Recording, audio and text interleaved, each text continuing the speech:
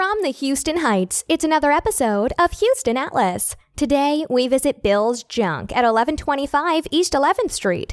Bill's Junk has art, antiques, and many remarkable objects. Now here is shop proprietor and artist, Bill Davenport. Okay, cool. So, this is Bill's Junk. We bought this building in 2008 because my wife needed a bigger studio. My wife and I are both artists, and it was condemned. This was condemned by the city of Houston. We got it. The ceiling was falling in. It was a wreck. And my studio is back here, back in the back of Bill's Junk. And I started out when I was done with the construction.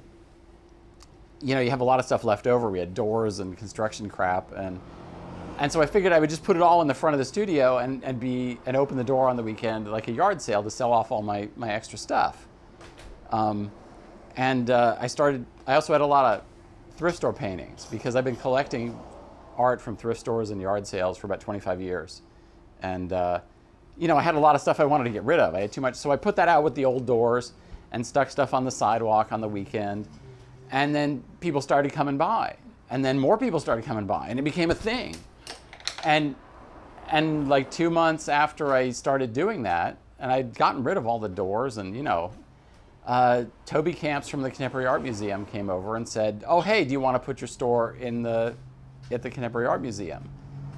Because it's an installation." And I was like, this is like being given the Golden Hippopotamus Award because I've been an artist. I've been an artist in Houston for about 25 years, and I never had a show at the camp for my art. They don't want my art; they want my store. They want my yard sale for the camp, for my big show at the camp. So. The opportunity to make a pile of money won out. So of course I did it. I'm like, okay, sure, this is art. Great, I'll put it in there. And and we did, and it was a lot of fun. And so it sort of became a sanctioned art project.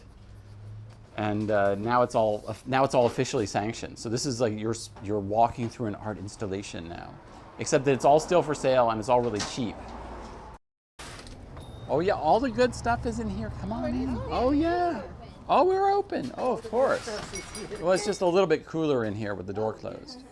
But come on in. I sell mostly handmade stuff. You want me to close the door behind me? Huh. Oh, if you want to be cool, yeah. Yeah, so this is the giant yarn ball. It's all yarn all the way through. There's no cheating. I've been wrapping it since about 2006, I think. Not all the time. It took a long time, but I work on it for a while and then I'll quit for a long time. For instance, like this blue, I put this on in like February, and before that, like all this pink and red, that was like Valentine's Day, like last year, I put that on there. So, I'll put a little bit on whenever I get time.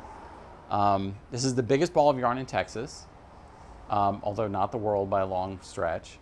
And it weighs about 91 pounds. It's got its own blog, Giant Yarn Ball at blogspot.com, where you can track the progress of the giant yarn ball.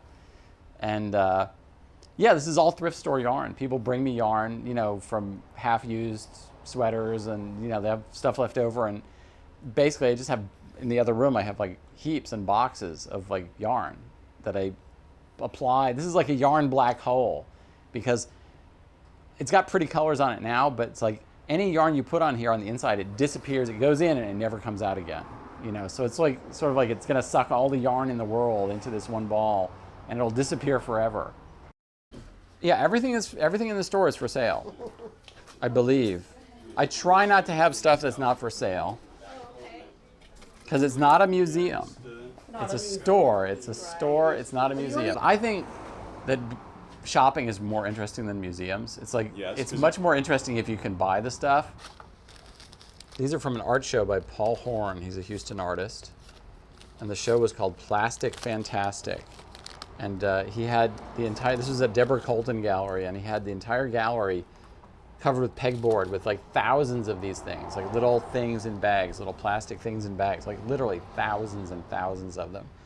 And I helped him I donated a lot of things for him to use. And so he gave me these back at the end of the show. I had a lot more of them. I had a whole little wall of them, but I'm down to a few. And they're 90% off. The gallery price for this thing is $29.29, but here it's only $2.92. So 90% off Paul Horn's art here. Um, These pickup sticks, see, everything has a story. These pickup sticks belong to another Houston artist named Harvey Bott.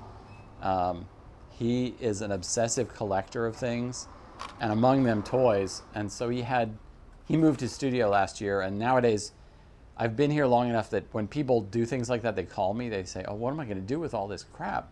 Let's call Bill. And so I went down there and I got about 2 truckloads of stuff from his studio that he didn't want, including dozens of sets of pickup sticks and some really interesting pieces of art, Harvey Bott art. Some of them are around. I don't have one right here in front of the camera.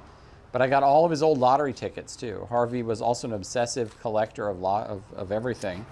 These are always losing lotto tickets. So Harvey Bott's losing lotto tickets here at Bill's Junk. And I think that, the retail price for all these is like $20, So, and these were probably $1 each. This is, $200 worth of losing lotto tickets for $20. So it's a bargain.